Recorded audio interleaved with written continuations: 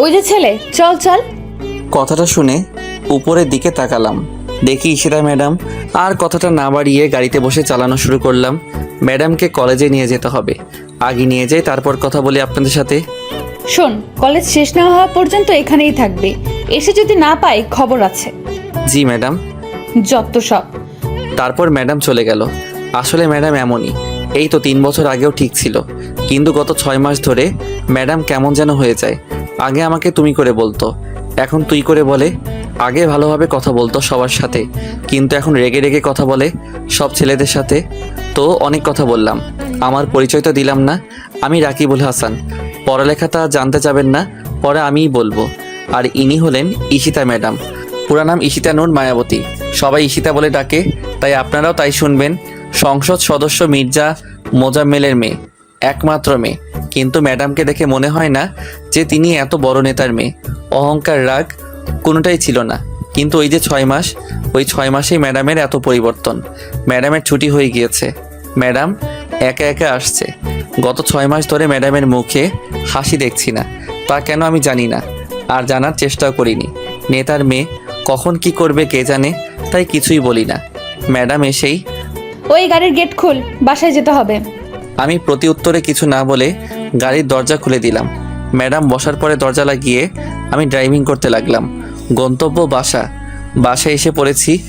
গাড়িটা থামানোর পরে দেখি ম্যাডাম ঘুমিয়ে গিয়েছে। ম্যাডামকে কয়েকবার ডাকলাম কিন্তু উঠলো না। তারপর আমি গাড়ি থেকে নেমে ম্যাডামের দরজার কাছে গিয়ে ডাকলাম, কিন্তু ম্যাডাম উঠছে না। তাই দরজা খুলে ম্যাডামকে ধাক্কা দিলাম। ম্যাডাম, বাসায় এসে পড়েছি। মেয়ে দেখলেই গায়ে ধরতে ইচ্ছে করে না? তোরা ছেলেরা সব এক, লুচ্চা এক একটা। এই বলে আমাকে ধাক্কা দিয়ে বের হয়ে চলে গেল। আমি শুধু অবাক হয়ে তাকিয়ে রইলাম, কি করলাম আমি? আমাকে শুধু শুধু মারলো। ম্যাডামই তো উঠতেছিল না, তাই তো ম্যাডামকে ডাকলাম, আর ম্যাডাম আমাকে মেরে দিল। আজ আমি গরিব বলে আমাকে মারলো। আমি আর কিছু ভাবলাম না। গাড়িটা ঠিক জায়গায় রেখে আমি গেলাম চাচার কাছে। আর চাচাকে বুঝলেন না তো? চাচা মানে মির্জা মোজাম্মেল। সবাই তাকে বাঘের মতো ভয় পায়, কিন্তু কেন পায় তা জানি না। চাচা কত কিউট আর সুন্দর মানুষ, তাকে ভয় পাওয়া অসম্ভব। তিনি তো আমাকে রাস্তা থেকে তুলে নিয়ে এসে এখানে আশ্রয় দিল, আর আমাকে অগাধ বিশ্বাস করে বলে আমাকে তার বাসায় থাকতে বলেছে। ঘরে তার মেয়েও আছে, কিন্তু তবুও তিনি আমাকে থাকতে দিয়েছেন। আমাকে তার সাথে তার টেবিলে বসে খেতে দেন। শুধু আমি না, বাড়ির সব চাকর না, অন্যান্যরাও। আসলেই মানুষটা অনেক ভালো। এইসব কথা ভাবতে ভাবতেই চাচার ঘরে চলে আসলাম। চাচার ঘরে নক করতেই চাচা বলল ভিতরে যেতে। আমি ভিতরে ঢুকলাম। তারপর, আসসালামু আলাইকুম চাচা। ওয়ালাইকুম সালাম। তো কেমন আছিস? সারাদিন দেখলাম না যে। ম্যাডামকে নিয়ে ওনার কলেজে গিয়েছিলাম। তোকে না বলেছি ঈশিতাকে নাম ধরে ডাকতে? না মানে, চুপ থাক, ওকে নাম ধরে ডাকবি, ভুলে যাস না তুইও আমার ছেলে, আর ওর থেকে তোর যোগ্যতা বেশি। উঠে দাঁড়িয়ে আমার কাঁধে হাত রেখে বলল। আমার চোখ থেকে এক ফোঁটা পানি পড়ল। শক্ত করে চাচাকে জড়িয়ে ধরে কেঁদে দিলাম। চাচা আমার পিঠে থাপ্পড় দিয়ে বলল, আরে বেটা, কাঁদিস কেন? তুমি খুব ভালো চাচা, খুব ভালো। বাবা মা যদি বেঁচে থাকতো। পুরনো কথা ভুলে যা, নতুনকে সাথে নিয়ে শুরু কর। জি চাচা। আচ্ছা যা। রাত 11টায় ছাদে গেলাম। আজ ছাদে উঠতেই আমি অবাক, কারণ ছাদে একটা ছায়ামূর্তি। এত রাতে তো কেউ ছাদে আসে না। কে তাহলে এটা? আমি ছায়ামূর্তির পিছনে গিয়ে দাঁড়ালাম। আমি বললাম, কে আপনি? আমার কণ্ঠস্বর শুনে ছায়ামূর্তিটা ধরফর করে উঠল। সাথে যে চোখটা মুছে নিল তা আমার নজর এড়ায়নি। ছায়ামূর্তি আমার দিকে ঘুরতেই আমি অবাক, কারণ এটা ঈশিতা ম্যাডাম। টুকু ঈশিতা আমাকে দেখে বলল, তুই এখানে কেন? না মানে এমনি। এমনি হলেই আসতে হবে নাকি? যা তাড়াতাড়ি নিচে চলে যা। জি। তারপর নিচে চলে আসলাম। কিন্তু ঈশিতা কাঁদতেছিল কেন? কারণটা কি? কেননা কোনো না কোনো কিছু হয়েছেই, আর তাই ঈশিতার মনে প্রচণ্ড আঘাতে এনেছে। আর তাই ঈশিতা চুপ করে আছে। না, আমাকে জানতেই হবে ঘাবড়াটা কোথায়। এইসব ভাবতে ভাবতেই আমার ঘরে চলে এলাম। তারপর আর কিছু না ভেবে ঘুমোতে গেলাম। সকালে আবার এক জায়গায় যেতে হবে। সেটা সকালেই বলি কেমন? সকাল 9টা। এই আলসের বাচ্চা, সকাল কয়টা বাজে বের হবি না? জি জি যাব। চল তাহলে। জি চলুন। তারপর আমি গাড়ি নিয়ে বের হয়ে গেলাম। কোথায় যাবেন তা আমাকে বলতে হলো না, কারণ ম্যাডাম তার প্রতি ছুটির দিন যান সেই জায়গায়। আসলে সেই জায়গাটা হলো একটা বাড়িতে। আমি জানি না কেন তবে আসেন, আর যখন বের হন তখন চুল ঠিক থাকে না। আর তখন ম্যাডামের চেহারা দেখলে মনে হয় সে খুব ক্লান্ত, খুব কষ্ট করে এসেছে। চলে আসলাম। ম্যাডাম বের হয়ে চলে গেলেন। আমি বাহিরে বসে আবার সেই ভাবনায় ভাবতে লাগলাম, ম্যাডাম কেন আসেন এই জায়গায়? 5 মাস ধরে নিয়মিত আসছেন। ভাবছেন কিভাবে বললাম? আসলে আমি হিসেব করে রাখছি দিনগুলো। 3 ঘন্টা পর দেখলাম ম্যাডাম বের হলেন, আজও সেই একই ভঙ্গিতে, কিন্তু আজ যেন একটু বেশি ক্লান্ত। আজ একেবারে হাঁটতে পারছে না। আমি বুঝতে পারছি না কিছু। ম্যাডাম গাড়িতে এসে সোজা বসলেন, তারপর বললেন, তাড়াতাড়ি বাসায় চল, খুব খারাপ লাগছে। জি। আমি আর কথা না বলে গাড়ি চালাতে শুরু করলাম। গাড়ি চালাচ্ছি, লুকিং গ্লাসে ম্যাডামের দিকে তাকিয়ে দেখি ম্যাডাম ঘুমিয়ে পড়েছে। ম্যাডামের চেহারায় ক্লান্তি, ভয়, ঘৃণা সব এক হয়েছে। কিন্তু কেন? সেই কেনয়ের উত্তর এখন না খুঁজে গাড়ি চালানোতে মনোযোগ দিলাম। বাসায় এসে পড়েছি, ম্যাডামকে ডাকলাম কিন্তু ম্যাডাম উঠছে না। কিন্তু গায়ে হাত দিলে তো থাপ্পড় খেতে হবে। দূর, যা হবার তা হবে। আগে ডেকে নেই, ম্যাডাম, ও ম্যাডাম উঠুন, বাসায় চলে এসেছি তো। ম্যাডাম নড়ে উঠল, তারপর হালকা হালকাভাবে চোখটা খুলল। আমার দেখে মনে হচ্ছিল চোখ দুটো খুলতেও খুব কষ্ট হচ্ছিল। অনেক কষ্টে বলল, আমাকে কোলে করে নিয়ে আমাকে একটু আমার ঘরে দিয়ে, আজ আমার শরীর খারাপ লাগছে, প্লিজ। আমি কোলে নিলাম ম্যাডামকে। তারপর ম্যাডামকে নিয়ে উপরে উঠছি। সবাই হয়তো অবাক হচ্ছে, আমার কি। তারপর দেখি চাচা আমাকে দেখে দৌড়ে আসলো। তারপর বলল, কি হয়েছে রাকিব, ওর এই অবস্থা কেন? কিছু না চাচা, মাথা ঘুরে পড়ে গিয়েছিল। তারপর বাসার সামনে নিয়ে আসার পরে আমাকে বলল যে কোলে করে নিয়ে যেতে, তাই। বুঝেছি, আমি ডাক্তারকে আসতে বলছি, তুই ওর কাছে থাক। আচ্ছা। তারপর ম্যাডামকে তার ঘরে নিয়ে শুইয়ে দিলাম। মুখটা কত কিউট লাগছে, কিন্তু কষ্টের ছাপ বোঝা যাচ্ছে। আমি কিছু বুঝতেছি না। মহিলা ডাক্তার আসলো, তারপর ম্যাডামকে দেখলো। ম্যাডামকে দেখার সময় ডাক্তারের চোখগুলো এমন হয়ে গিয়েছিল যেন কি না কি দেখছে। তারপর চাচাকে বলল, ভাই, আমার সাথে তাড়াতাড়ি বাইরে আসুন। জি চলুন। তারপর চাচা আর ডাক্তার চলে গেল। কিছুক্ষণ পরে চাচা এলো, বেশ গুরুগম্ভীর চেহারা নিয়ে। আমার কাছে এসেই বলল, রাকিব বাবা আমার, সত্যি করে বল না, তোর ম্যাডাম কোথায় গিয়েছিল? তারপর চাচাকে সব বললাম, তবে শুধু আজকেরটাই। তারপর চাচা বলল, জানিস ডাক্তার কি বলেছে? কি? তারপর চাচা বলল, তা শুনে আমার মাথা ঘুরে গেল। আমি অবাক হয়ে তাকিয়ে রইলাম ম্যাডামের দিকে। তারপর চাচা আমার হাত ধরে বলল, ওর এই সব কথা যদি মিডিয়ার কাছে যায় তাহলে তো সর্বনাশ হয়ে যাবে।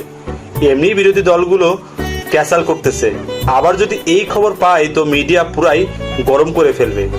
আমি একটু ভাবতে লাগলাম। তারপর চাচাকে বললাম, আমি আছি তো চাচা, টেনশন নেই, ভরসা রাখুন আমার উপর। তোর আশাতেই আছি, আমার মেয়েটাকে সুস্থ করে তোল। আল্লাহর উপর ভরসা রাখুন। তুই ঈশিতার কাছে যা, আমার কাজ আছে, আমি আসি। আচ্ছা চাচা। এই বলে চাচা চলে গেল। আর আমি ম্যাডামের ঘরে এলাম। ম্যাডাম এখনও ঘুমাচ্ছে। ম্যাডামের কথা ভাবতে লাগলাম, যা করেছে নিজের ইচ্ছায়, কিন্তু তাই বলে এই অবস্থা হবে কেন? তার মানে কিছু সমস্যা আছে, জানতেই হবে সমস্যাগুলো। 10 দিন পর ম্যাডাম আজ সুস্থ, সম্পূর্ণ সুস্থ। আমারও কাজ শেষ।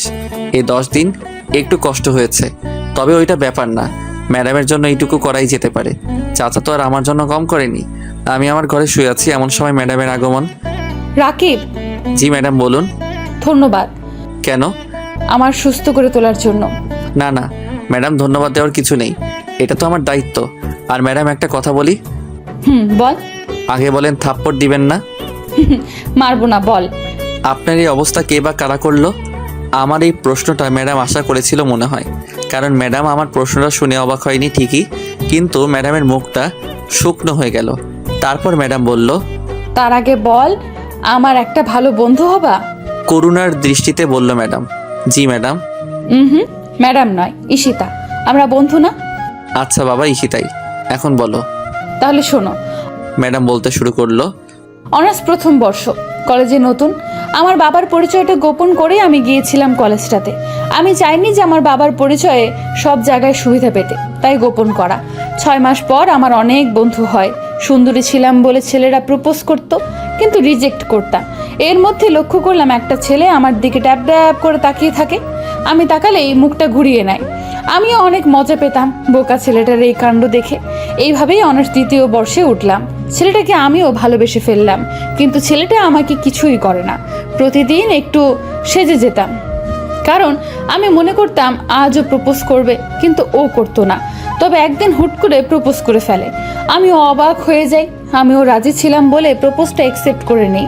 শেয়ারিং, কেয়ারিং, ঘুরোঘুরি, আড্ডা সব মিলিয়ে ভালোই ছিলাম। ওর বন্ধুরা যখন ভাবি বলে ডাকতো তখন খুব লজ্জা লাগতো। তারপর এখন থেকে 8 মাস আগে একদিন রাতে আমাকে বলে, ঈশিতা, আমি আর থাকতে পারছি না। সবাই সবার জিএফের সাথে কত কিছু করে, চুমু খায়, আরও কত কি, আর তুমি কিছুই করতে দাও না। দেখো সালমান, বিয়ের আগে এগুলো ঠিক না। আমি জানি না, হয় তুমি আমার সাথে রুম ডেট করবা, না হলে তোমার রাস্তা তুমি মাপতে পারো। সেই দিন ও ফোনটা কেটে দেয়। ও ফোন কেটে দেওয়ার পর আমি অনেক কান্না করি, অনেক, খুব ভালোবাসতাম ওকে। আমাদের রিলেশনের কথা সবাই জানতো। আমি ফ্রেন্ডদের ওর কথা বলি, ওরা কিছু বলে না, আর ও আর ফোন দেয় না, আর আমিও না। এইভাবে 1 মাস কেটে যায়। একদিন আমার বান্ধবীরা বাসায় আড্ডার আয়োজন করে। আমি আড্ডার জন্য পাগল ছিলাম, তাই চলে যাই ওদের বাসায়। ওদের বাসায় সেই দিন কেউ ছিল না, শুধু আমার বান্ধবীরা 2 জন ছিল। আড্ডার ফাঁকে ফাঁকে চা, কফি, রান্না সবই চলছিল। আমি রান্না পারতাম বলে ওরা আমাকে রান্না করতে দেয়। আমি রান্না শেষ করে ফ্রেশ হয়ে এসে দেখি ওরা খাবার প্লেটে বেড়ে ফেলেছে। আমার জন্যও বেড়েছিল। আমি খাবারটা খাওয়ার কিছুক্ষণ পরে আমার মাথাটা ঘুরতে লাগলো। তারপর আর কিছু মনে ছিল না। যখন চোখ খুললাম তখন দেখি সাকিব আমার মুখের উপর তাকিয়ে আছে। আমি ভয় পেয়ে তাকাতেই বলে, আজ কই যাবি? সাকিব, কিছু করো না প্লিজ, আমাকে যেতে দাও প্লিজ। যাবি, যা, তবে তোমার শরীরের দিকে তাকিয়ে দেখো তো। আমি তখন আমার শরীরের দিকে তাকিয়ে দেখি আমার শরীরে কোনো কাপড় নেই। আর ওর দিকে তাকাতেই ও পৈশাচিক হাসিতে হাসতে লাগলো। এমন সময় আমার পেছন থেকে শব্দ আসলো। আমি তাকাতেই দেখি সাকিবের আরও কিছু বন্ধু, ওরাও আমার দিকে তাকিয়ে আছে। জানো, আমার না মরে যেতে ইচ্ছে হচ্ছিল। ও আমাকে তখন বলল যে, এতক্ষণ আমার সাথে করেছিস, আর ওরা ভিডিও করেছে, আর এখন যদি ওদের সাথে না করিস তাহলে এই ভিডিওটা বুঝতেই তো পারছিস। তারপর থেকে আজ 6 মাস ধরে এই ভিডিও এর ভয় দেখিয়ে ওর কত বন্ধুদের যে নিয়ে এসেছে তার হিসাব নেই। কলেজে যখন যাই ওর বন্ধুরা আমাকে খুব খারাপ খারাপ কথা বলে, গালি দেয়। আমার না সহ্য হয় না, কিছু বলি না ভিডিওর কারণে। আর কাল ওরা অনেকেই ছিল, আর তারপর এই অবস্থা। রাকিব, আমি মুক্তি চাই, প্লিজ আমাকে মুক্ত করো, আমি আর পারছি না। আমি আর বলতে পারলো না, আমাকে শক্ত করে জড়িয়ে ধরে কাঁদতে লাগলো। আর আমি কি বলবো তার উত্তর খুঁজতেছিলাম। যে ভালোবাসে একটা মেয়েকে, সে কিভাবে এই কাজ করতে পারে? এমন নোংরা কাজ, ইনসাল্ট করে জোর করে রুম ডেট করা, এটাই কি প্রকৃত ভালোবাসা? না, এটা বিকৃত ভালোবাসা। নিজের শারীরিক শান্তির জন্য এটা শুধুমাত্র, তাছাড়া আর কিছুই না। ধিক্কার জানাই তাদের। রাকিব, জি ম্যাডাম। আমার প্রতি ঘৃণা হচ্ছে, তাই না? ছি ছি, কি বলেন? আমি জানি তো, আর ঘৃণা করলেও আমার কিছু যায় আসে না, কারণ 6টা মাস ধরে আমাকে গালি শুনতে হচ্ছে। কলেজে তো মা গালিটা ছাড়া কথাই বলে না, ইনফ্যাক্ট আর বলবেও না। আমি তো আর ওদের কাছ থেকে মুক্তি পাবো না। ওরা আমাকে আমার পুরো জীবন আমাকে কুকুরের মতো লাঞ্ছনা করে যাবে, আমাকে নষ্ট করবে। জানো রাকিব, আমি না তবুও চাই সাকিব ভালো থাকুক, ভালোভাবে বাঁচুক, সুন্দর একটা মেয়েকে বিয়ে করুক। আমাকে তো করবে না, নষ্ট মেয়ে। জানো রাকিব, ওকে না কেন যেন ঘৃণা করতে পারি না। কেন পারি না তা আমি জানি না। হয়তো ভালোবাসি বলে। আত্মহত্যা মহাপাপ, তাই করিনি। তা না হলে কবেই যে মরে যেতাম। আব্বুকে বলতে পারি না, কারণ আব্বুর কলিজা আমি। আব্বু যদি জানে তাহলে মরে যাবে। আমি মুক্তি চাই রাকিব, প্লিজ আমাকে মুক্ত করে দাও। আমি আর পারছি না এভাবে থাকতে। Please Rakib, please. আমি বরাবরের মতো শুধু শুনেছিলাম, আমার কিছু বলার নেই। মেয়েটা কতটা ভালোবাসে ছেলেটাকে, যে ছেলেটা ওর এত বড় ক্ষতিটা করার পরও চাই ছেলেটা ভালো থাকুক। এটাই কি প্রকৃত ভালোবাসা? কি হলো রাকিব, বলো, আমাকে মুক্তির ব্যবস্থা করতে। এই সব কথা শুনে আমি ম্যাডামের চোখের দিকে তাকালাম। চোখ দুইটা কতদিন ঘুমায় না, শান্তিতে ঘুমাতে পারে না। কত রাগী চোখগুলো যেন আহত, ব্যথিত, যন্ত্রণার অসহ্যকর গ্লানি বয়ে নিয়ে যেতে পারছে না। কিন্তু আমি কিভাবে ম্যাডামকে মুক্ত করব একটু ভাবলাম, আর পেয়েও গেলাম। তারপর বললাম, মুক্তি চান? যা বলবো তা করতে পারবেন? পারবো না কি পারবো না তা পরের হিসাব, আগে বলো তারপর। তারপর ম্যাডাম বলল, এটা করলে বেশি হয়ে যাবে না? না, আমি যা বলেছি সেটাই। আচ্ছা। আর ওদের ছবিগুলো নিয়ে আসেন, যারা সবার প্রথমে ছিল, আর সেই 2টা মেয়েরও। কেন? কাজ আছে, নিয়ে আসুন। আরে বাবা, আনছি, এত রেগে বলার কি আছে? যান আগে। তারপর ম্যাডাম চলে গেল। আমি ভাবতে লাগলাম কি করব, আর চাচাকে বলবো, কারণ যেই কাজটা করব তাতে চাচার সাহায্য লাগবে। একটু পর ম্যাডাম এসে ছবিগুলো দিয়ে গেল। আমি ছবিগুলো নিয়ে চাচার ঘরে গেলাম। চাচা, আসবো? আরে আয় আয়, তোর আবার অনুমতি লাগে নাকি? তারপর ভিতরে গেলাম। তারপর কথা বললাম না। আমার কথা না বলা দেখে চাচা বলল, কি রে, কি হলো? কেউ কিছু বলেছে? না। তাহলে?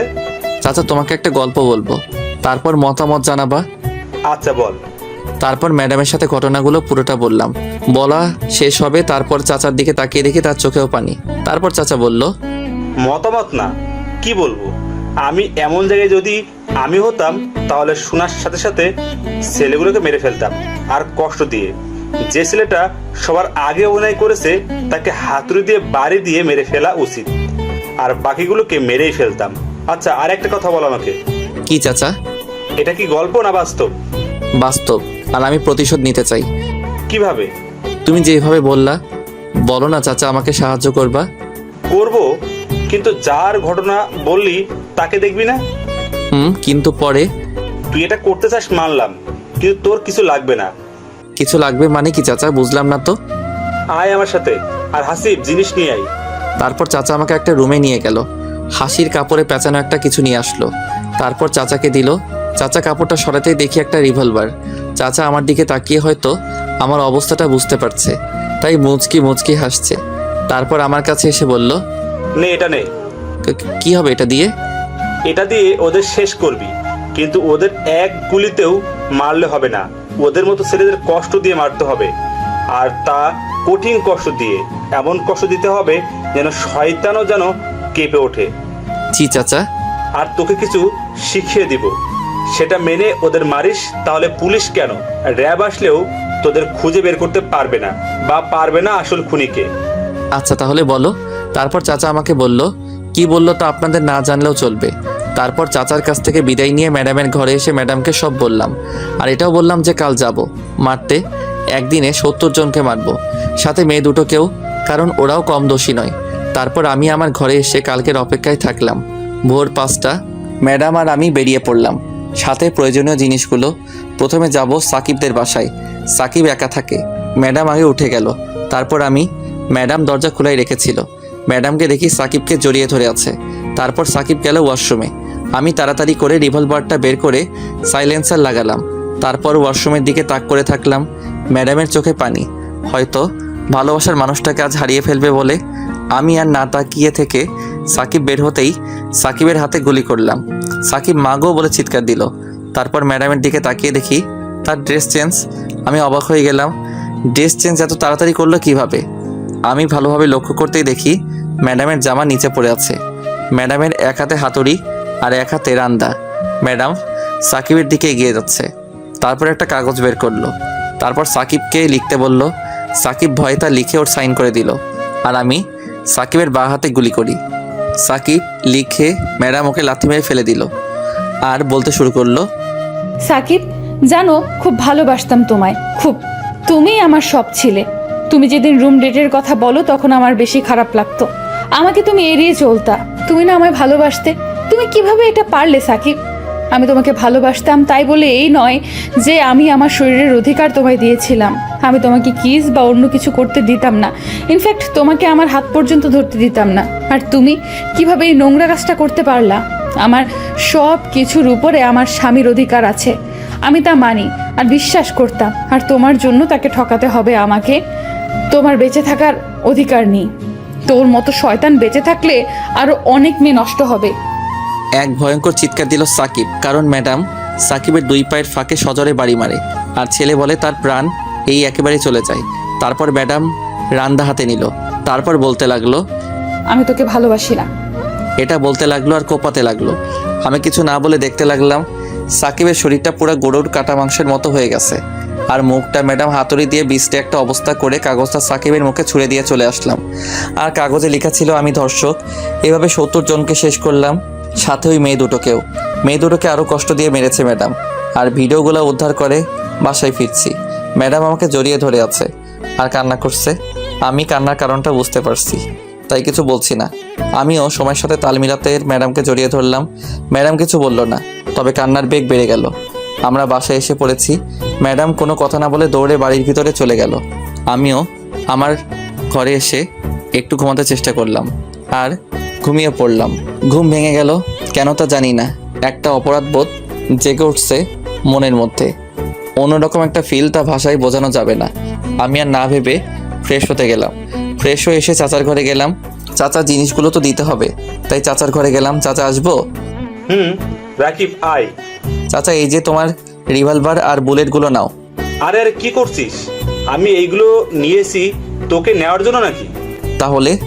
আরে পাগল, এইগুলা হলো এখনকার নিরাপত্তার জিনিস। রাখ এইগুলা তোর কাছে। আর এইটা রাখ, এটা হলো লাইসেন্স।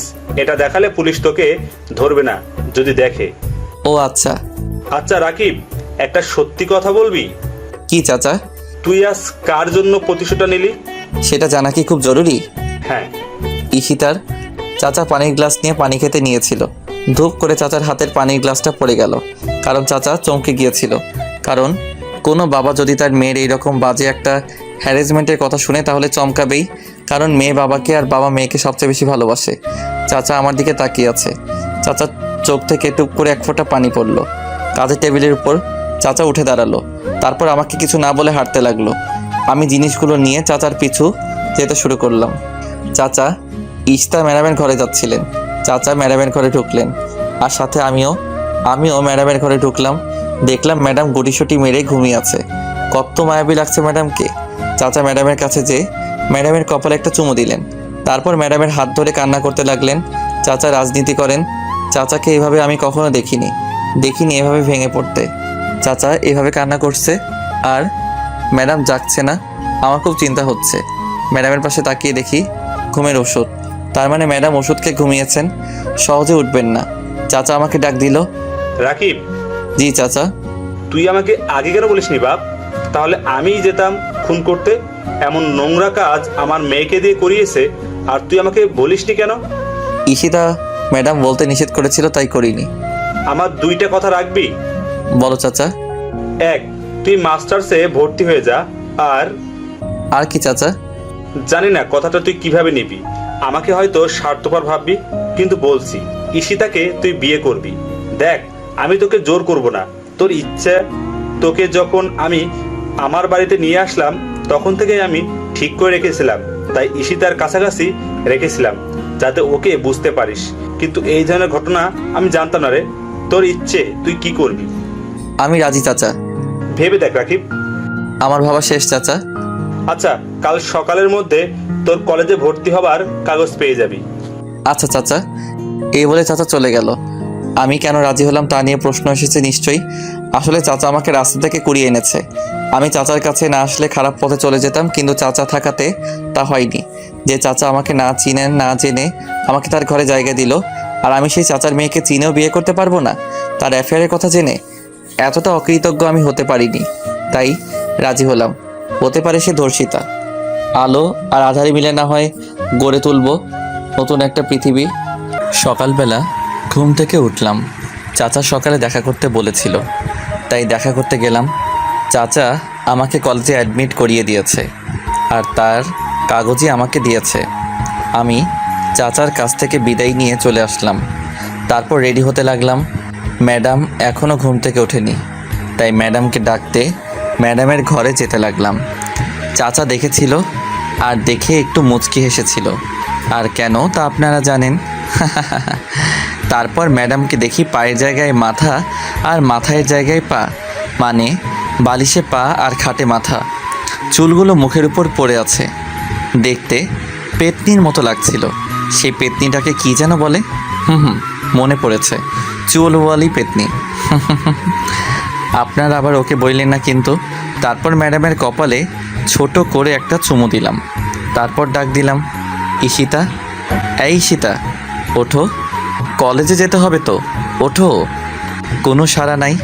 পানি ঢেলে দিব কিন্তু। ওঠো, ওঠো বলছি। বুঝেছি কি করতে হবে, শুয়ে থাকো, দেখাচ্ছি মজা। পানি আনতে যাওয়ার জন্য যখন উঠে দরজায় চোখ পড়ল, তখন দেখলাম কি যেন একটা ছায়া সরে গেল দরজা থেকে। আমি কিছু মনে না করে পানি নিয়ে আসলাম, কম না, 1 বালতি।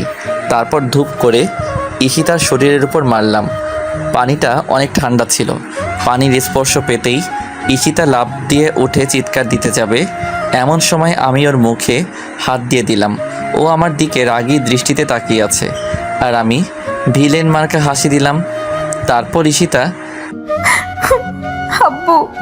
হায় হায়, এখন কি করি? ঈশিতার কান্না শুনে চাচা দৌড়ে আসলেন আর ঈশিতাকে দেখে বললেন, কি রে মা, কাঁদছিস কেন? দেখো না বাবা, রাকিব ভিজিয়ে দিছে। রাকিব, আরেক বালতি ঢেলে দে। জি চাচা, তোমার কথা কি ফেলতে পারি নাকি আমি? হুম। চাচা চলে গেল। ঈশিতার দিকে তাকিয়ে দেখে আমার দিকে রাগী দৃষ্টিতে তাকিয়ে আছে, আর আমি ভিলেনের মতো হাসছি আর ঈশিতার দিকে এগিয়ে যাচ্ছি। ঈশিতা আমার দিকে তাকিয়ে থাকায় মনে করেছে আমার হাতে বালতি আছে। আমার হাতে বালতি আছে ঠিক আছে, কিন্তু তাতে পানি নেই। ঈশিতা আমার এইভাবে তাকিয়ে থাকা আর ওর দিকে এগিয়ে আসতে দেখে ভয় পেয়েছে হয়তো, তাই বলছে, এই তুমি আমার দিকে এইভাবে এগিয়ে আসছো কেন? কি হলো? কথা বলো না কেন? নিশ্চুপভাবে ওর দিকে এগিয়ে যাচ্ছি। ওর খুব কাছাকাছি যখন আসলাম তখন ও আমাকে টান দিয়ে বিছানায় ফেলে দিল। ও আমাকে এতই জোরে টান দেয় যে আমি ক্রমেই উপরে পড়ে যাই।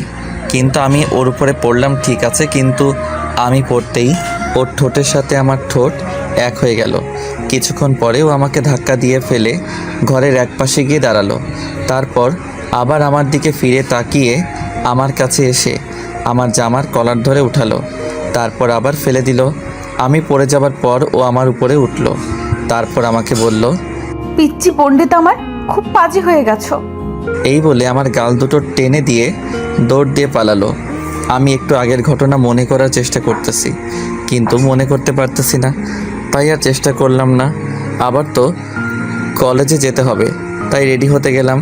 রেডি হয়ে ব্রেকফাস্ট করতে নিচে নামলাম। চাচা খবর দেখছে, আমিও গেলাম নাস্তা করতে। চাচা আমাকে দেখে বসতে বলল, আমি বসলাম। খবরটা শুনে আমি অবাক হলাম, কারণ খবরটা ছিল এরকম, একদিনেই 72 খুন, আর নিহতের সবাই ধর্ষণের স্বীকারোক্তি দিয়েছে, আর সরকার সেই হত্যাকারীর শাস্তি প্রকাশ্যে মাফ করে দিয়েছে। আমার ভিতরের অপরাধ বোধ কমে গেল অনেকখানি। ঈশিতাও কখন এসেছে জানি না, কিন্তু ওর মুখেও প্রশান্তির হাসি ঠোঁটের কোণে দেখা যাচ্ছে। অনেক দিন পরে আমি এই হাসিটা দেখলাম। বের হলাম কলেজে যাবার জন্যই, তবে আজ পার্থক্য হচ্ছে আমি কলেজে যাচ্ছি আর ঈশিতাও।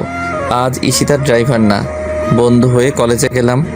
চাচা আগেই বলে দিয়েছিল ক্লাস কোথায় পাবো, আমি ঢুকবো এমন সময় ঈশিতা বলল, তুমি তোমার ক্লাস তো তুমি চেনো না, চলো আমি নিয়ে যাচ্ছি। আমি আমার কথা শেষ হবার আগে ঈশিতা বলল, চুপ, একদম চুপ, চলো আমার সাথে। মুখে হাত দিয়ে দাঁড়িয়ে রইলাম। এই তো গুড বয়। তারপর ঈশিতা আমার হাত ধরে ক্লাসে নিয়ে গেল।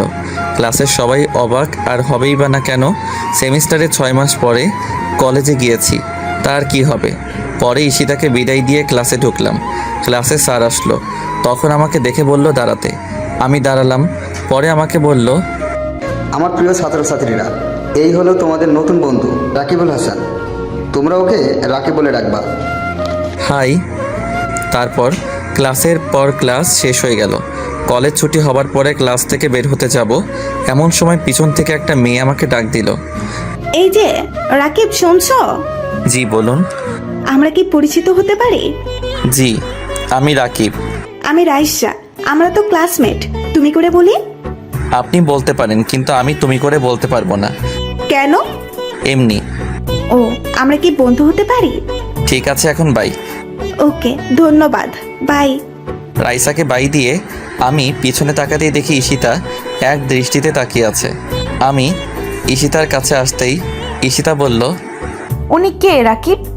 আমার বন্ধু, আমার সাথে ওনার মাত্র বন্ধুত্ব হলো।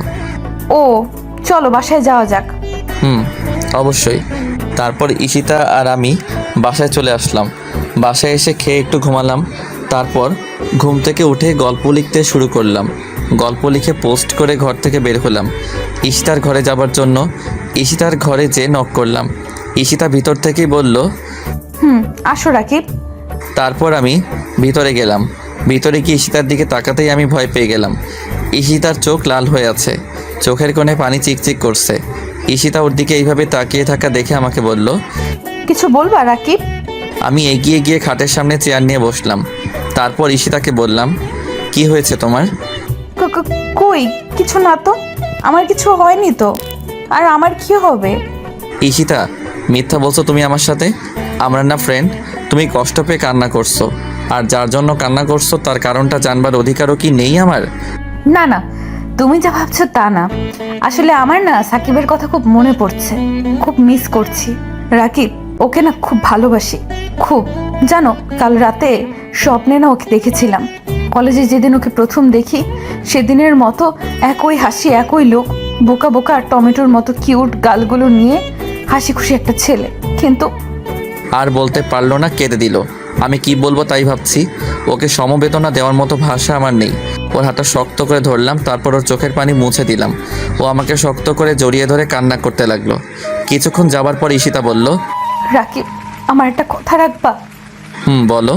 এইভাবে আমার একটা ভালো বন্ধু হয়ে সারা জীবন থাকবা? থাকবো ঈশিতা। ঈশিতার কোনো কথা বললো না, আমিও বললাম না। সন্ধ্যায় আমি পড়তে বসেছি, এমন সময় ঈশিতা আমার ঘরে আসলো। আমি ঈশিতাকে দেখে বললাম, কিছু বলবা? বলো। আমি তোমার সাথে পড়বো। অবাক হলাম এমন আবদার শুনে, তারপর বললাম, আচ্ছা আসো। Thank you. তারপর আমার পাশের চেয়ারে বসে পড়তে লাগলো। আমার সন্দেহ হচ্ছে ও পড়তে আসছে নাকি আমার দিকে তাকিয়ে থাকতে আসছে। আমি যখনই তাকাই তখনই দেখে আমার দিকে তাকিয়ে আছে। একটু পরে ঈশিতা আমাকে বলল, রাকিব, কি? এই পড়াটা বোঝায় দাও। আচ্ছা দাও দেখি। এই যে এটা।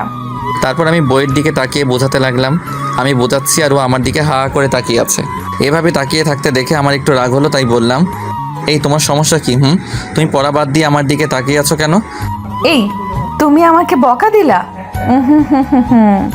তোমার সাথে আড়ি, তুমি পচা, আমাকে বকা দাও। বাচ্চাদের মতো কান্না করতে করতে আমার ঘর থেকে চলে গেল। মেয়েটা আসলেই কেমন যেন, একটু পাগলি পাগলি। রাতে খাবার খেতে টেবিলে গেলাম। ঈশিতা আমার সামনে চেয়ারে বসলো। আমাকে দেখে ভেঙচি দিয়ে মুখটা ঘুরিয়ে খাবার নিয়ে ওর ঘরে চলে গেল। বুঝলাম পাগলিটা অনেক রাগ করেছে। আমি খাবার খেয়ে ঘরে গেলাম। রাত 2টা।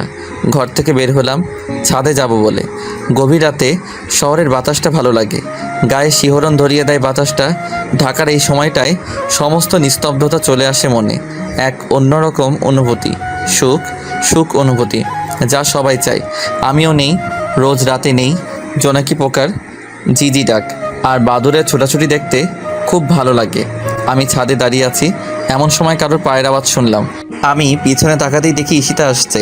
ঈশিতা উঠতেই আমাকে দেখলো, তারপর ছাদের অন্য পাশে গিয়ে দাঁড়ালো। রাগ কমেনি, রাগ আমাকে ভাঙাতেই হবে, তাই আমিও গেলাম। ঈশিতার কাছে যে বললাম, ঈশিতা আমি সরি, প্লিজ মাফ করে দাও প্লিজ। 2 মাত্র শর্তে মাফ করতে পারি। সব শর্ত মানবো, বলো। 1, আমি যখনই বলবো তখনই আমাকে কোলে নিতে হবে। 2, আমাকে পাপ্পি দিতে হবে। আমি অবাক হলাম এমন আবদার শুনে, আর খুশিও হলাম। পাপ্পি আর কোলে নিতে হবে, উফ কি ফিলিংস, পুরাই পাংখা। ঈশিতার দিকে তাকিয়ে আছি, ঈশিতা আমার দিকে নয়, ও তাকিয়ে আছে নিচের দিকে। হঠাৎ ঈশিতা বলে উঠল, কি, রাজি না তাই তো?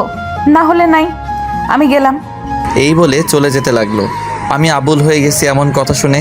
তারপর তাড়াতাড়ি করে বললাম, আমি রাজি তো। সত্যি? হুম। নাও, এখন কোলে করে নিয়ে আমাকে আমার ঘরে দিয়ে আসো। যথাস্ত মহারানী। এই বলে ঈশিতাকে কোলে তুলে নিলাম। আমি কোলে নিতেই মেয়েটা লজ্জায় লাল হয়ে গিয়েছে, দুহাত দিয়ে আমার গলা জড়িয়ে ধরেছে। আমি ওকে ওর ঘরের সামনে এনে ওকে আমার কোল থেকে নামিয়ে দিলাম। আমি চলে আসব এমন সময় ঈশিতা বলল, আমার শর্তের আরেকটা জিনিস কই?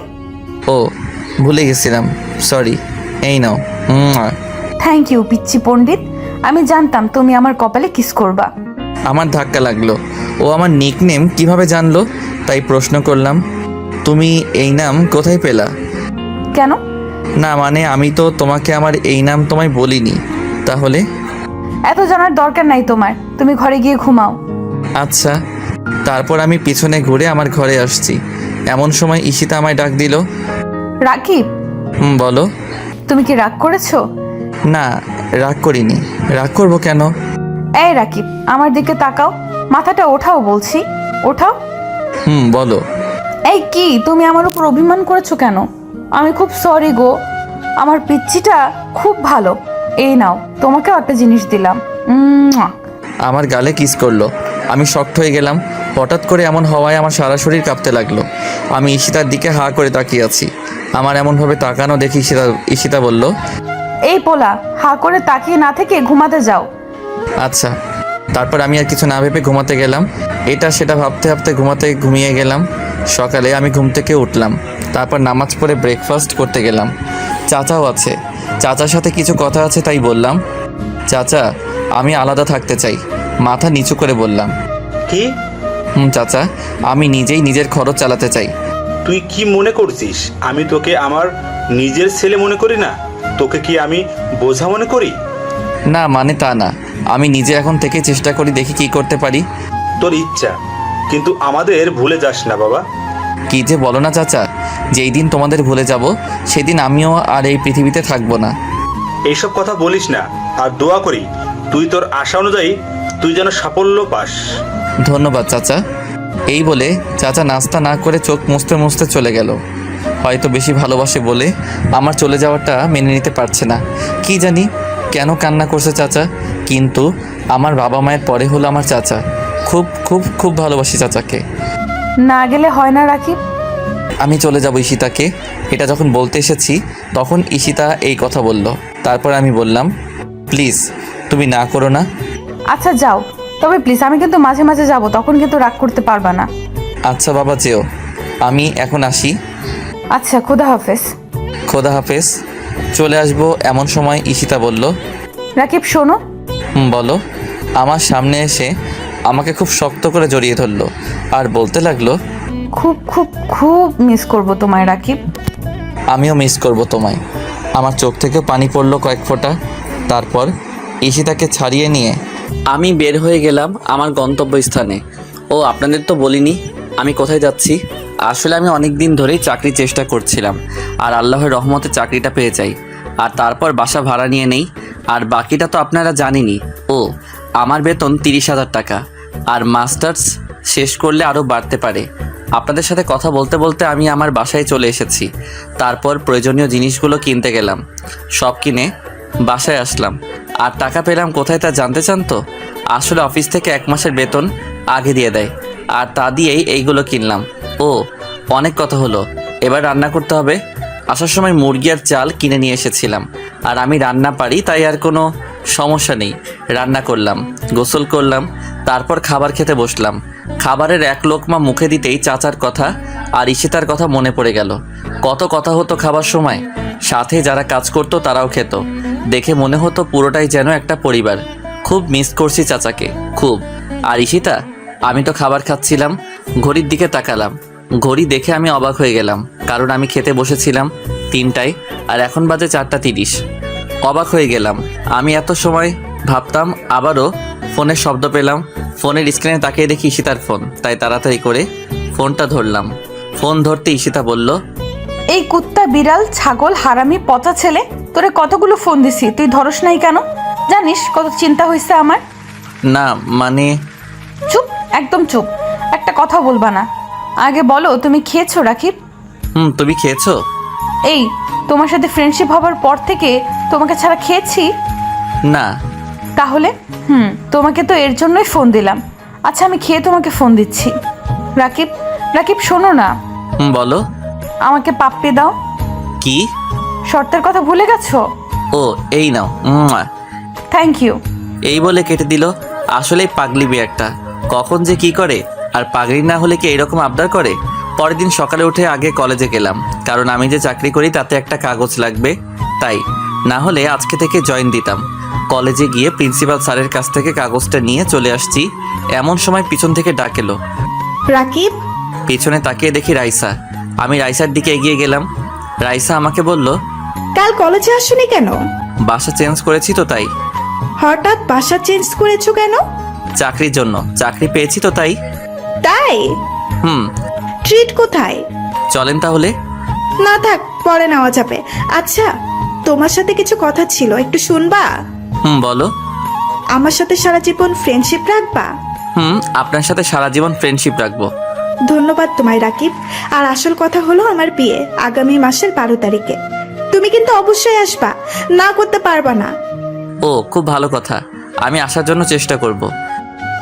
চেষ্টা না, তোমাকে আসতেই হবে, আর সাথে তোমার বউকেও। আমি টাসকে খেলাম রাইসার কথা শুনে। ও আবার জানলো কিভাবে আমার বউ আছে? আর বউ আসলো কোথা থেকে? আমি তো বিয়ে করিনি। তাহলে এত কথা ভাবার চেয়ে রাইসাকে জিজ্ঞাসা করলেই তো হয়, তাই রাইসাকে জিজ্ঞাসা করলাম, আমার বউ মানে? মানে হলো ঈশিতার সাথে তোমার বিয়ে ঠিক হয়ে আছে। তো তুমি জানলা কিভাবে? আমি জানবো না তো কে জানবে? ঈশিতা আমার আপন চাচাতো বোন। আমি এতদিন বিদেশে ছিলাম, এই বছরই আসলাম। তারপর ঈশিতার আব্বু আমাকে বলল তোমার কথা কয়েকদিন আগে বলেছে, আর 70 জনের কি অবস্থা করেছো তা আমি জানি। আর ভালো করেছো, ঈশিতার জায়গায় আমি থাকলে ওদের ভিডিও দিয়ে ওদেরই 12টা বাঁচালাম। আর ঈশিতা মেয়েটা খুব সহজ সরল, ওর মনে এত প্যাচ ছিল না। আমি সব জানতাম। সাকিবের সম্পর্কে ওকে না করেছিলাম রিলেশন করতে, কিন্তু ও হয়তো অনেক ভালোবেসে ফেলেছিল। আর এটাই ওর জীবনের সবচেয়ে বড় ফুল, আর এটাই সারা জীবন বয়ে বেড়াতে হবে ওকে। আমি জানি না কেন তুমি রাজি হয়েছো এই বিয়েতে, কিন্তু যাই করো প্লিজ ঈশিতাকে কষ্ট দিও না। অনেক কষ্ট সহ্য করেছে মেয়েটা, প্লিজ রাকিব কষ্ট দিও না। কেঁদে কেঁদে বলল রাইসা। আমি রাইসার কথাগুলো শুনছিলাম। রাইসা মিথ্যা বলেনি। ঈশিতা মেয়েটা অনেক বোকা, কিন্তু অসম্ভব ভালো। ঈশিতা আমাকে বলল না কেন যে রাইসা ওর বোন? ঈশিতা তো দেখেছিল রাইসা আর আমাকে, তাহলে ও বলল না কেন?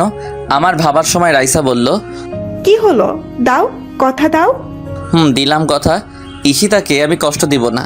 খুব খুব খুব ধন্যবাদ তোমায়। আর কাল সকালের বাসে আমরা যাব, তুমি আর তোমার বউ একসাথে আসবা।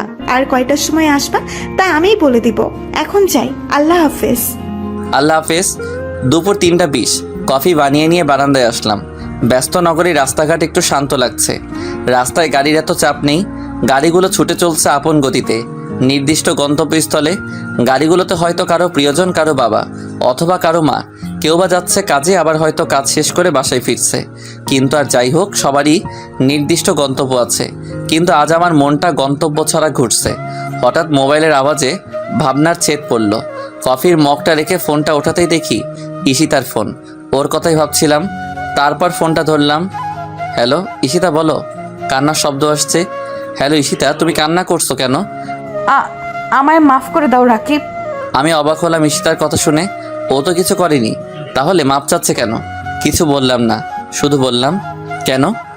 আমি তোমায় মিথ্যা বলেছি। আমি রাইসা আপুকে চিনি, ও বিদেশে থাকতো। আর ও আমাকে বলতে বারণ করেছিল যে ও আমার বোন। কিন্তু কেন? আমি জানি না, সত্যি বলছি আমি জানি না কেন আপু এরকম করেছে। কিন্তু রাকিব, ট্রাস্ট মি, আমি তোমাকে বলতাম, কিন্তু ও আমাকে না করেছিল বলতে বলে, তাই বলতে পারিনি। প্লিজ রাকিব, মাফ করে দাও প্লিজ। আমি মনে মনে একটু হাসলাম। মেয়েটা আসলেই বোকা, নিজেই নিজেকে অপরাধী বানায়। তারপর ওকে বললাম, তুমি আমার সাথে মিথ্যা বলেছ, আমি তোমার সাথে কথা বলবো না। আমি এর উত্তর শুনলাম না। ঈশিতা কাঁদতে থাকলো। আমি চুপ করে আছি, একটু মজা নিব। তারপর হুট করে ফোন কেটে গেল। ফোনটা কাটতেই আমার বুকে কেমন করে যেন ধাক্কা লাগলো। আমি কিছু মনে না করে আমার কাজে মনোযোগী হলাম। পরের দিন আমি রেডি হয়ে রওনা হলাম ঈশিতাদের বাসার উদ্দেশ্যে। ঈশিতাকে নিয়ে তারপর যাব। কিন্তু ঈশিতা কেমন আছে কে জানে, কারণ ও আমার কাছে মাপ চেয়েছিল, কিন্তু আমি করিনি। আর ও আমায় ওর বেস্ট ফ্রেন্ড মনে করে। আর আমি রাগ করলে ওর সাথে কথা বলবো না, আর ও এটা সহ্য করতে পারে না। তাই এইসব কথা ভাবতে ভাবতে ঈশিতাদের বাসায় চলে আসলাম। বাসার ভিতরে ঢুকলাম। আজ সব কিছু কেমন যেন শান্ত শান্ত লাগছে। চাচা নেই কোথাও। আমি সোজা ঈশিতার ঘরে গেলাম। ঈশিতার ঘরে অবাক হয়ে গেলাম, চাচা ঈশিতার পাশে বসে আছে। চাচার চোখে পানি। আমি এবার ভয় পেয়ে গেলাম, ঈশিতা আবার কিছু করে বসেনি তো? সরি ঈশিতা। আমাকে মাফ করেছো? হুম। আমার কিস কোথায়? কতদিন দাও না, দাও কিস দাও। বাচ্চাদের মতো আবদার করে গাল পেতে দিল। হয়েছে? না হয়নি, মাত্র তো একটা। আর কাল যে অপরাধ করেছো তার জন্য আরো দিতে হবে। ইস, নিজে মনে হয় কিছুই করনি, তুমিও অপরাধ করেছো। ও তাই, তাহলে এই নাও। আমার ঠোঁটে কিস করলো। আমি আমার গায়ে 420 ভোল্টের মতো শক্ট লাগলো, আর সাথে টাসকি খেয়ে গেলাম। ঈশিতা কিস করার কথা গালে, কিন্তু ও করলো ঠোঁটে। তার মানে রাইসার কথাই সত্যি হয়। ব্যাপারটা বুঝতে হবে। তারপর ঈশিতার দিকে তাকালাম। ও লজ্জায় লাল হয়ে নিচের দিকে তাকিয়ে আছে। ওর গাল দুটো লাল টমেটোর মতো হয়ে গিয়েছে। বিনোদন পাচ্ছিলাম আমি। তারপর হঠাৎ, আমি আসতে পারি? তাকিয়ে দেখি চাচা খাবার নিয়ে দরজার সামনে খাবারের প্লেট হাতে নিয়ে দাঁড়িয়ে। তারপর আমি বললাম, আরে চাচা তুমি এসো, ভিতরে এসো। খাবারটা নে, আর এই টাকাগুলো রাখ। তুই তো মাত্র চাকরি পেলি, হাতে তো আর টাকা নেই। এইগুলো রাখ, আর ফেরত দেওয়ার চেষ্টা করলে মার খাবি। আচ্ছা আর সাবধানে যাবি। আচ্ছা চাচা। আসি রে মা, ভালো থাকিস। আচ্ছা বাবা, তুমিও ভালো থেকো। আচ্ছা, খোদা হাফেজ। খোদা হাফেজ। তারপর চাচা চলে গেল। চাচা চলে যেতে ঈশিতা বলল, রাকিব, খুব ক্ষুধা লেগেছে তো।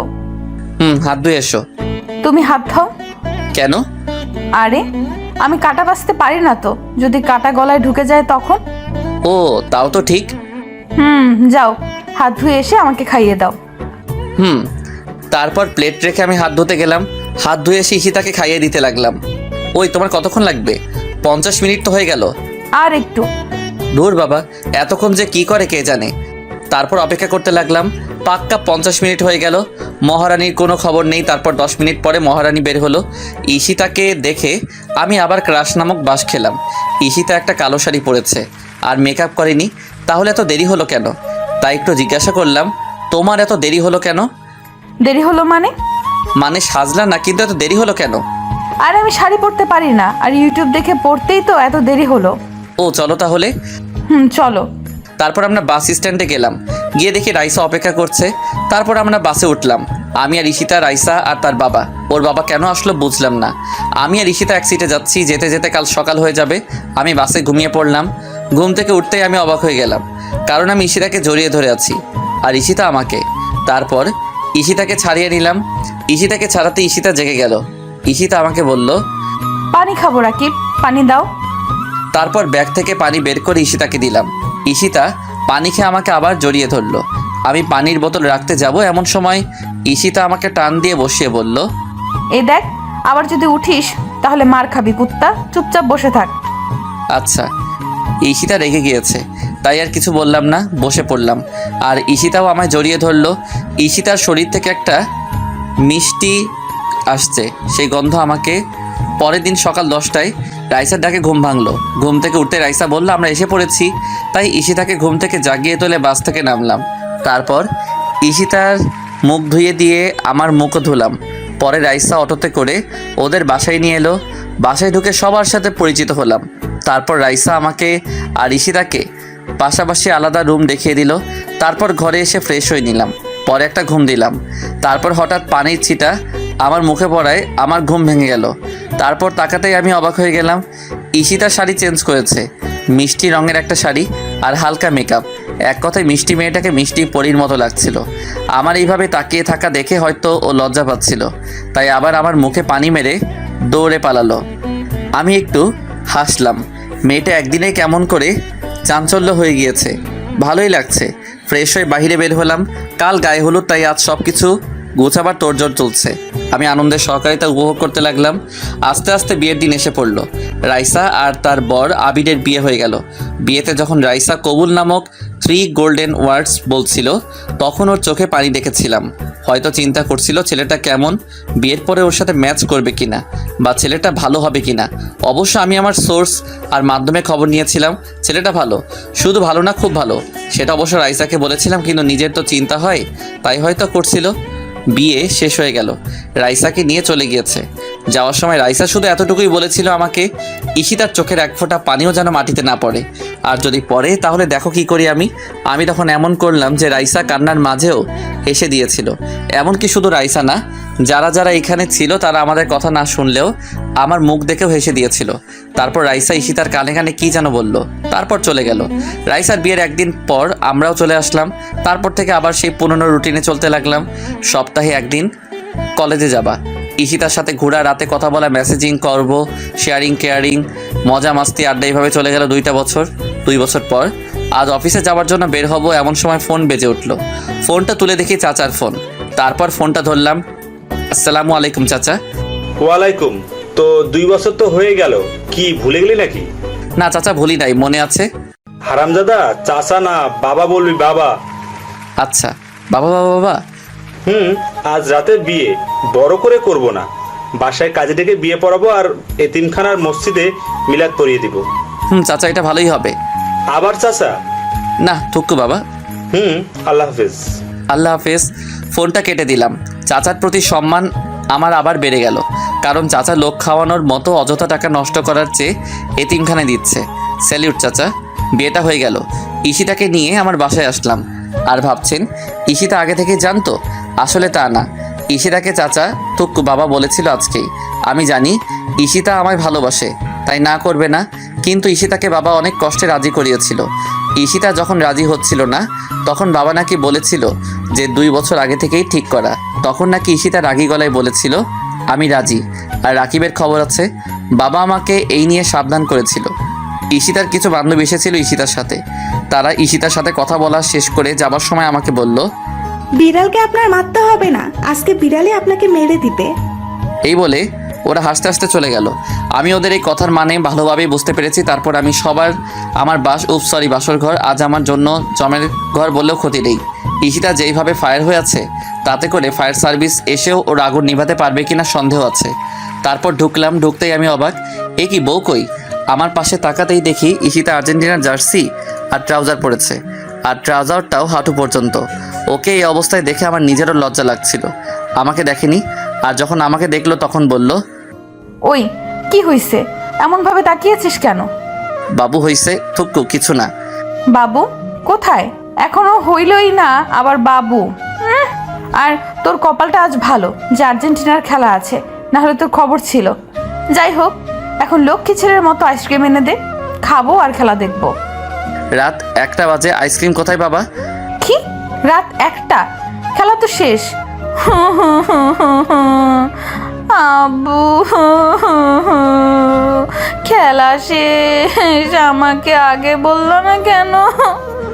আমার মনে ছিল না তো, সরি। তুমি ইচ্ছা করে বলনি। সত্যি বলছি, আমিও তো আর্জেন্টিনা সাপোর্টার। আর কাল তো রিপিট দিবেই, তখন না হয় দেখে নিব। তুমি চুপ থাকো, একটা কথাও বলবা না। আমার ক্ষুধা লেগেছে, বিরিয়ানি আন আর আইসক্রিম আনো। বিরিয়ানির সাথে আইসক্রিম? যাও। আচ্ছা। আইসক্রিম তো ফ্রিজে অনেক আছে, আর আসার সময় বিরিয়ানির প্যাকেটও এনেছি, বেঁচে গেলাম। তারপর আইসক্রিম আর বিরিয়ানির প্যাকেট নিয়ে ঘরে গেলাম। ঘরে যে একটু শব্দ করতে ঈশিতা ভয়ে চিৎকার দিয়ে উঠলো। তারপর আমাকে দেখে বলল, তো তুমি এত তাড়াতাড়ি কিভাবে আসলা? নিচে যাব কেন? বাসায় তো সব ছিল। তা আগে আনবা না? আরো কত ক্ষুধা লেগেছে, সারাদিন রাগে কিছুই খাইনি। আমি আর কথা না বলে বাড়িয়ে দিলাম খাবারগুলো। ঈশিতা টপাটপ খেতে শুরু করলো। আমি যে তাকিয়ে তাকিয়ে হাসছি তার কোনো খেয়াল নেই। হঠাৎ খাওয়া থামিয়ে আমার দিকে তাকালো। আমি সাথে সাথে হাসি বন্ধ করে দিলাম, না হলে খবর আছে। কিন্তু ও মনে হয় দেখে ফেলেছে। আমার দিকে চোখ বড় বড় করে তাকিয়ে বলল, তুমি খাবা না? কখন? তুমি খেয়ে নাও তারপর। না, তা হবে না, এখন থেকে আমরা একসাথে খাবো। আচ্ছা। হইছে, এখন এখানে আমার সামনে বসো, আমি তোমাকে আর তুমি আমাকে খাইয়ে দাও। জো হুকুম রানী। তারপর ঈশিতা আমাকে আর আমি ঈশিতাকে খাইয়ে দিলাম। খাওয়া শেষ করার পর ঈশিতা গেল প্লেট ধুতে। আমি অবশ্য না করেছিলাম, কিন্তু শোনেনি, প্লেট ধুতে যাবেই। প্লেট ধুয়ে ঈশিতা ঘরে আসলো, তারপর মাথাও ওড়না দিল। আমি আগে থেকে দাঁড়িয়েছিলাম। ঈশিতা আমাকে সালাম করলো। আমি ওকে উঠাতেই ও আমাকে শক্ত করে জড়িয়ে ধরলো আর কাঁদতে লাগলো। আমি ওর কান্না দেখে ওকে বললাম, কাঁদছো কেন? তুমি আমাকে কেন বিয়ে করলে রাকিব? তুমি আরো ভালো মেয়ে পেতে, কেন নিজের জীবনটা নষ্ট করলা? কেন? ভালোবাসি বলে। ভালোবাসো কেন? কি আছে আমার? তোমায় দেবার মতো কিছু নেই আমার মাঝে। আছে, তোমার ওই মনটা আছে, ওই চোখগুলো আছে, ওই মায়াবী চোখের মায়াবিনীকে চাই। তোমার মিষ্টি মনটা চাই, আমার তোমাতে চাই। আমার রাজ্যের রানীর জায়গাটা খালি তো, তুমি এসে পূর্ণ করো সেই জায়গা। তোমায় ছাড়া যে সেখানকার অধিকার আর কারো নেই সীতা। ভালোবাসি বলেই তোমাকে চাই। মন পিঞ্জিরায় খুব যত্নে সাজিয়েছি তোমায়। ভালোবাসি। আমাকে কষ্ট দিবা না তো? আমাকে অনেকগুলো ভালোবাসবা তো? কষ্ট দিব না, আর এতগুলো ভালোবাসবো তোমায়। ভালোবাসি তোমায় রাকিব। আমিও ভালোবাসি তোমায় ঈশিতা। আমিও জড়িয়ে নিলাম ঈশিতাকে আমার ভালোবাসার চাদরে।